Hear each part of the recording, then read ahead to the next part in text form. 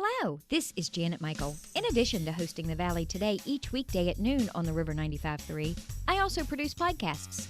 And I'm excited to kick off Season 2 of our podcast series in partnership with Rappahannock Electric Cooperative. It's called We Are REC. Every week we'll release a new episode talking to different people from REC about a host of different topics. We'll get tips for saving money on your electric bill. We'll talk about renewable energy and the impact it can have in our communities. We'll get some behind-the-scenes info about what happens when the power goes out in a storm. Don't miss out on information about community grants, scholarships, REC-hosted events, and more.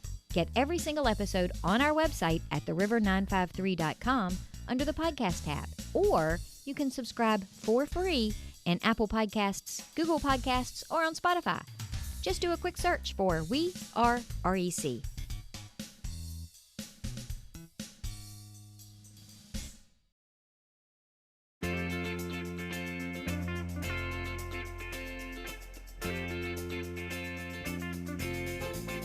Hello and welcome to the Valley Today. I am your host, Janet Michael. We are sharing a Zoom screen today with Tony Baker and Chris Conyer from Frederick County Parks and Rec.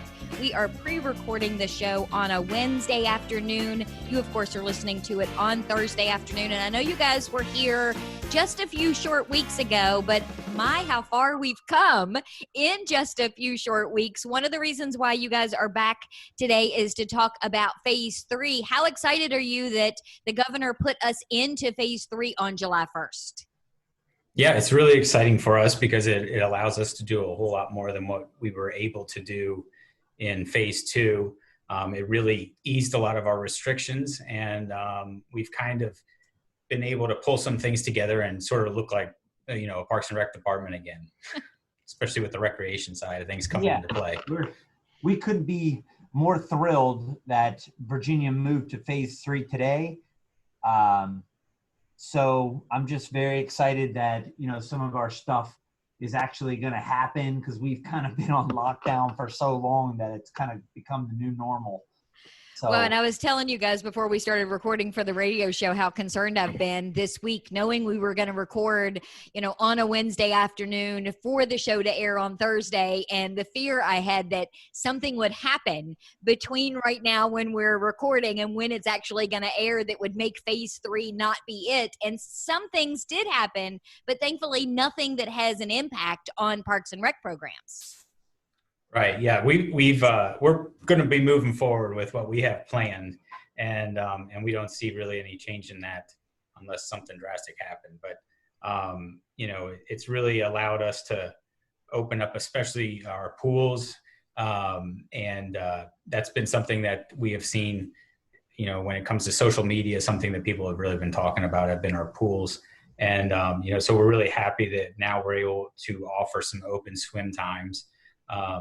For residents to come in and use the pool as they normally would, rather than just for lap swim or instructional purposes, which is what we are doing in Phase 2. We are now able to have people just come in and have a good time. It is by registration only, so you have to reserve a spot for one of 3 different swim times. We have an 11 a.m., a 1:30 p.m., and a 4 p.m.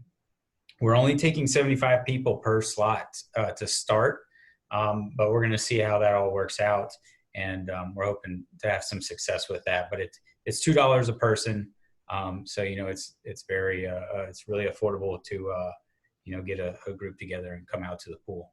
And that's at both pools, both Clearbrook and Sharando, right? Right. Yeah. Mm-hmm. Fantastic. And I know that was one of the questions that we had when we were talking a few weeks ago, because we were still somewhat wiggling around in Phase 2 and you weren't really sure what was going to happen with the pools. So I'm glad that now all of that is kind of shaken out, because it's hot and gross outside. A pool is the perfect place to be. Yeah. Yeah. I just came from Clearbrook, and I was putting some new Phase 3 signage up everywhere, but there was a nice crowd at the pool. Yeah, especially in time for July 4th, too. July 4th is one of those holidays where swimming is a must, especially when it's hot and gross. Well, and let's jump off of that for just a quick second, because I know that was one of the things that we weren't sure about when we had our last conversation. And in the meantime, Frederick County Parks and Rec has canceled their July 4th fireworks that would normally take place this weekend. So you are not going to be doing those at Sharando at all, right? That's correct. We decided a while back to hold off this year, and there were just a lot of uncertainties with numbers of people we were going to be able to have in the park. And when it comes down to it, just crowd control can be a real issue. So we didn't know, what it was going to look like in terms of the guidelines that were going to be in place for this time. And there was a decision made a while back to just, let's go ahead and hold off this year with everything that's going on. And it worked out. We didn't spend anything, hadn't spent anything at the time we made the decision. And so we're moving forward with our programming and the pools and everything else. And, looking down the road, but Middletown and Clark County will be holding theirs. So there are some places to go see fireworks. Yeah, at least there's some options. My backyard. Dude, I don't think you want to give that up. Yeah, I was going to say. Exactly. Yeah. And you don't want to get me started on the Middletown fireworks. I had a show last week with Lieutenant Gosnell from the Frederick County Sheriff's Office, and we got into the weeds a little bit about my displeasure about the fireworks in Middletown, because that means they are in my backyard and traffic is going to be a nightmare here. But that's a whole nother show, and I probably should have just kept my opinion to myself. So, Chris, how excited are you, though, at Phase 3? Because this is a big impact on your camps, right?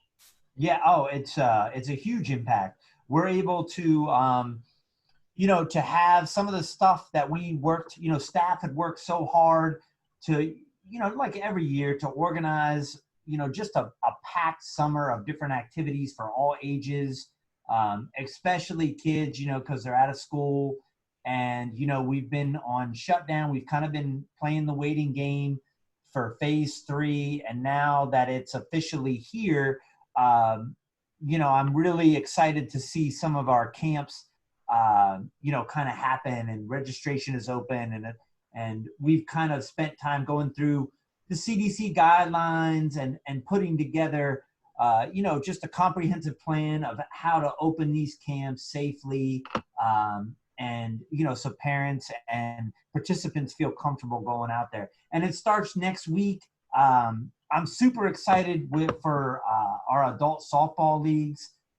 Clearly, our adult sports population, wants to get out of the house. We put it up, and we got a huge, just a nice registration period of teams that have come through and have registered. And we kick off those leagues next week on Tuesday night. The men's leagues play on Tuesday and Thursday. The co-ed leagues play on Wednesdays and Sundays. And we've got just a nice turnout.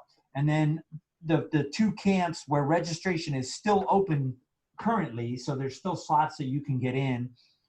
But they also have been pretty popular, and they kind of kick off our summer, our modified summer, as I call it. And that's our lacrosse camp.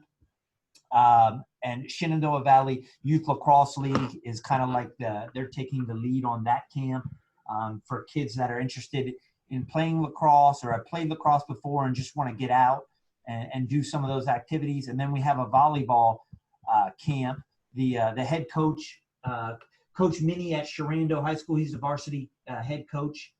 He's going to head up that camp. We had to modify that camp. We had to move it from an indoor location to our beach volleyball courts out at Clearbrook Park. So, and a lot of these camps, it's like, you have to take what you originally planned and kind of change it a little here, tweak it a little here so it works. But both of those camps kick off next week. And like I said, you can still register for them at our website, and you'll see the list of all the different things that we were able to get up and running for the summer. And a lot of them are like the outdoor sports stuff is some of the popular offerings that we can get up and running. I mean, I know we partnered with Brysa for a soccer camp later on in the summer. We have a baseball camp option, a softball camp option. Our golf programs, though a little modified, a couple of them had to cancel. We have a couple that are and running. Rock Harbor is a popular spot right now, and they do a nice clinic in the evening for kids. And then Appleland was able to salvage a week of golf lessons for those kids that are interested. We're still working on tennis. Hopefully we'll get that up and running before the end of the summer. And then we have a bunch of preschool offerings, which is pretty cool. There's like what they call a sports sampler, where the real little ones can try a different sport every day. We have a t-ball clinic, a little soccer clinic. So it's just exciting for me because I know how hard our staff works on putting stuff together, and it's kind of been a downer, in May and June. And we have finally reached July, and we're in phase 3. And now it seems like, okay, we're going to get the wheels back on the road here, and we're going to start some things, we're going to get some things going. And that's what staff wants, and that's what our participants want. We just want to, you want to get out there and do some stuff. Well, and I know a lot of times we don't think from the public perspective. We think about the things that you can't offer right now. And sometimes we lose sight of the fact that this is what you guys do and you love it and you enjoy it. I always joke with you guys that you're the fun squad.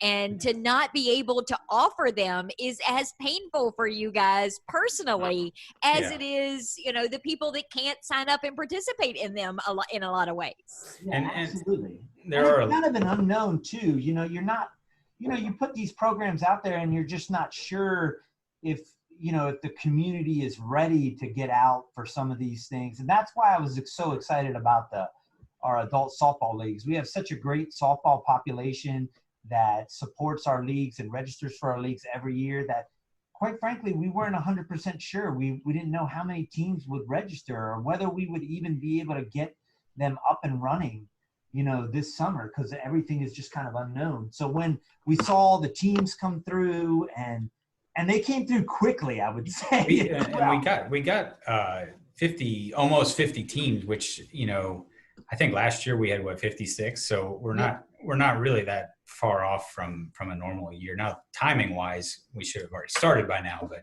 but it's still looking really good for softball. Well, let's take a quick break. When we come back, can we talk about basic rec? Because I know that was a topic of conversation on the last show, and kind of give me a rundown of how phase 3 impacts the basic rec program. Absolutely. Okay.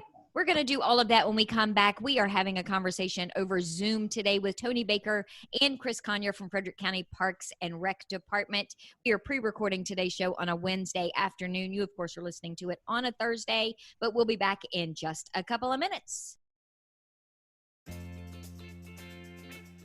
Expecting to hear a commercial? That's what this is, sorta. First, I want to thank you for listening to the Valley Today podcast. You're one of thousands who listen to the show this way every month. Sometimes it's because our listeners are busy and they want to listen when it fits their schedule, or it's a guest of the show who want to hear what they sounded like when they were on the radio. We even have a few binge listeners who listen to a week's worth at a time. Can you even imagine? So if you want those people, your potential customers, to hear your message, then this could have been your ad. And the bonus, your commercial isn't restricted to just 30 or 60 seconds. You can take up to 2 minutes to talk to those customers. And there's even the opportunity to be an exclusive sponsor of the Valley Today podcast, which also gets you on-air mentions at the end of every show. If any of this sounds interesting to you, give me a call at the station, 540-635-4121, or send me an email to janet@theriver953.com. You can also find all my contact info by searching for me on theriver953.com.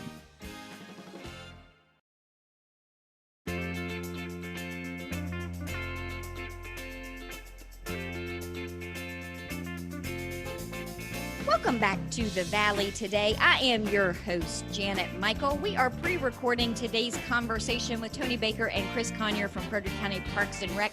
We are all sharing a Zoom screen together. Well, Tony and I are sharing a Zoom screen. Chris is still using his prehistoric laptop, so it's just a black box that says Chris on it.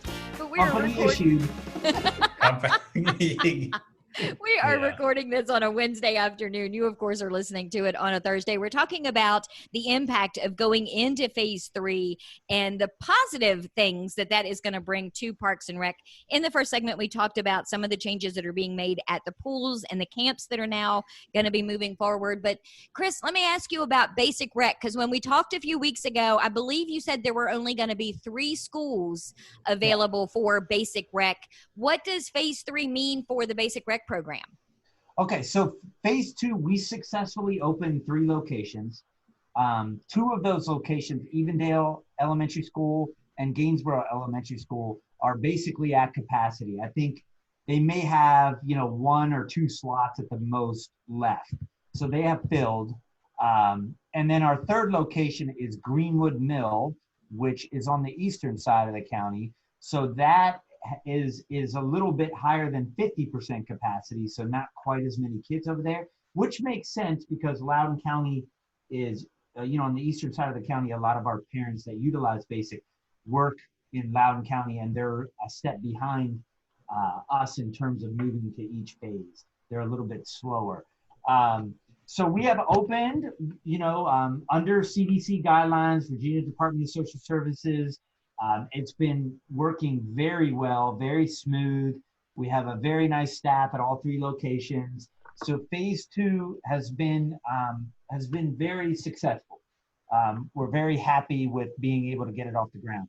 Moving into phase 3, with restrictions lessening, it looks as if the big thing for us is we'll be able to contemplate getting the kids to the pool, because one of our main attractions, I'll say, for the camp is the 2 pool days and a field trip, which has kind of been the standard for the last couple of summers.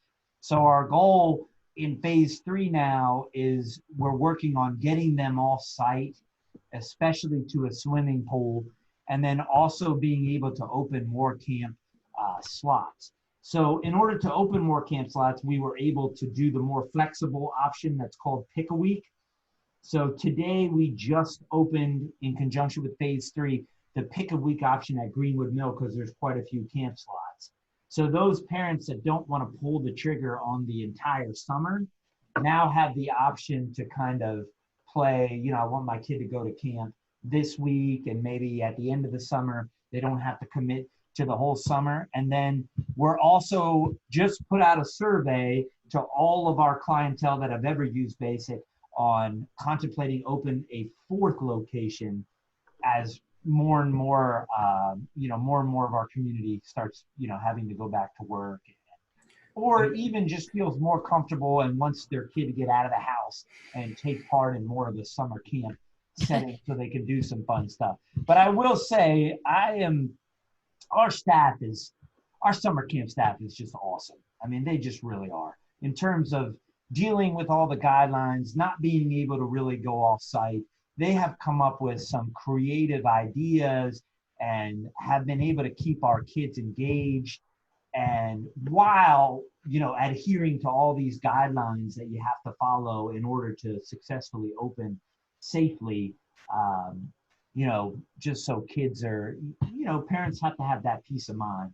So right now we're in conjunction with phase 3, we're opening up more camp slots, especially at Greenwood Mill. We're looking at a 4th location, which I do think is realistically going to happen. And then we're finally I'm hopeful, I'm 90% sure that we're going to be able to get our kids off site and do some swimming and some other, park time is also, just a change of scenery from your school makes summer camp a little bit better. So I just want parents to know that if you need care, or if you want care in the form of the Pick a Week, in phase 3, we do have that right now. So when you're talking about availability and slots available at Greenwood Mill, I live in Middletown. If I had a child of the age for Basic Rec, could I still sign them up to go to Greenwood Mill? It's not really based on where you live necessarily, as long as I'm willing to drive from Middletown to Greenwood Mill to drop them off. And exactly, you hit it on the head. That would be, and that's one of the challenges we're facing with only having 3 locations. What we have done is we've kind of provided the red carpet treatment to the parents of Frederick County, because we have had a site in their neighborhood. So if you're in Middletown, the furthest you would have to drive in previous years would maybe be Bass Hoover or Orchard View, which is not that bad. Under these guidelines, because so many parents aren't working or telecommuting still and they don't need childcare, we haven't opened, under full capacity. So we're trying to give parents an option, just like you said. But like the pick a week, if you wanted your kid to have a summer camp experience, you could take them to Greenwood Mill and they would get to do all the fun things, and you would get them out of your. I was going to say, or you just needed to pick a week of your own sanity. A lot of parents like that because they don't necessarily. Teachers have the summer off, but I know, teachers that I know still want to have a week where they can okay, I want my kid to be around other kids and do some fun activities and go swimming. And then I kind of get my own little mini vacation out. Yeah. So we're trying to bring that back slowly and safely in phase 3. And that's where Greenwood Mill right now has that pick a week option. And then, like I said, we're contemplating trying to open a 4th location here shortly. So let me ask you, and you may not even have gotten as far enough in the planning to be able to answer this question, but I don't know what schools are going to look like when they reopen, if they reopen in the fall. You guys have to kind of take that into account too, because you offer before and after school programs. You kind of have to wait until the schools make a decision before you can figure out what you're going to be able to offer too, right? Absolutely. That is a loaded question. In terms of what the school year looks like. Obviously, our program is contingent upon, what that school day looks like. We just met as a staff, actually, just kind of brainstorming some ideas. So we had some options for parents, if they're only going 2 days a week and they have 2 days off, you're going to put people in some tricky predicaments in terms of childcare and what to do with your kid and virtual learning. All of this is kind of uncharted territory, and we want to be there to fill in those gaps so they have a reliable and also, decent program for your kids to go to. And then we also might have to get into the, help. If they are at our program throughout the day, it might be where they need some help with schoolwork, different things like that, especially if they're required to do that virtual learning. So yes, we're trying to stay on top of, what the fall is going to look like on the horizon. It's not easy. It's, there are challenges to everything, staffing, budget, resources, that kind of thing, all come into play when you start talking about those things. But in the end, Parks and Rec is here, for the community, and BASIC has been, around for a very long time and has provided, a great service to a large amount of people. And we obviously are committed to continuing that depending on what the school year looks like. I think that's a question everybody's asking, not just school, but college, school, preschool, daycare. All of those things are kind of, everything kind of hinges on what the school day looks like. It's all still evolving. So, Tony, you guys have some other things that you're in the works, haven't really fleshed out all the details. Tell me about some things that are coming up. Right. Well, one of the things that kind of catches people off guard every year is our flag football. It's something that a lot of the advertising or promotion and registration period for flag football is something that happens sort of in the summertime, really. And so it catches people off guard, when the season starts, and it's usually right around the beginning of the school year. And so flag football registration's open right now. And that's something that, we're planning to have that. But one of the other things that we're working on right now is our annual golf tournament that benefits Special Olympics and just that is played at Rock Harbor. That's August 28th. Registration for that is not open yet, right, Chris? Yeah, we are not quite open yet, but we're trying, just like everything else, we're trying to work with the course on what a tournament looks like. It's not going to look like your standard golf tournament that everybody is used to, because you still have those guidelines with like congregating, And that's part of the fun of a golf tournament is after it's over and you play around, everybody likes to get together and chow down on some food and get some cool prizes and see who was the low score and, hang out at the beer cart. Yeah. You said it, I didn't. I know what goes on at golf courses. You don't have to explain it to me. My husband plays golf. So we haven't canceled yet, and it's been around. I mean, this will be the 17th year, believe it or not, for that bad boy.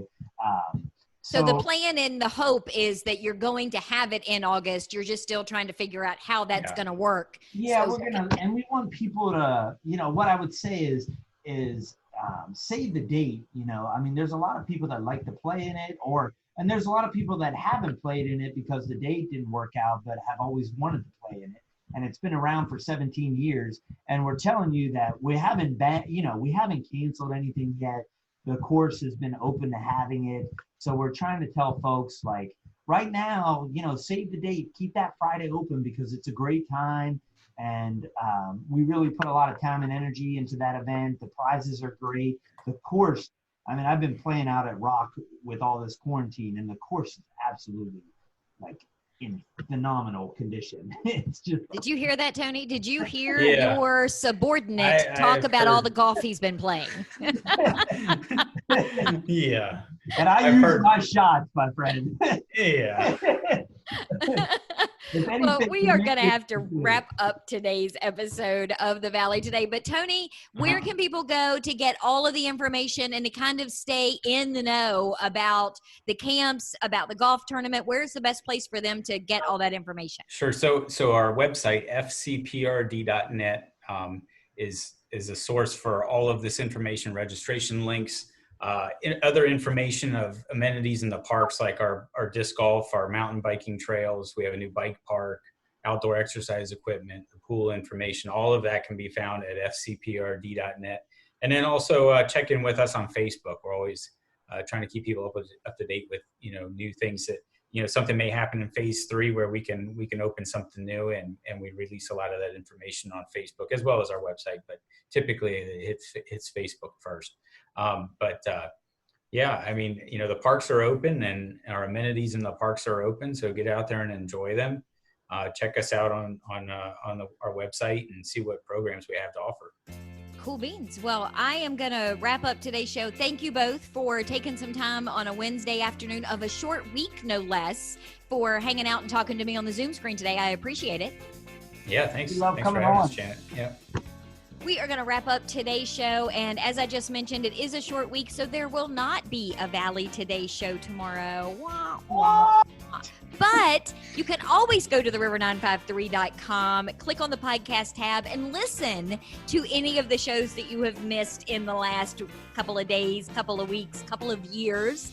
There's also the perk to going to the River's YouTube channel and watching some of them. Again, you won't be able to see this one because Chris is just a square on the screen. Thanks, Chris. But you can go watch a lot of the YouTube videos and see what happens between the scenes of the show as well. I will be back on Monday with a brand new episode of The Valley Today. Have a great July 4th weekend, and I will see you back here on Monday.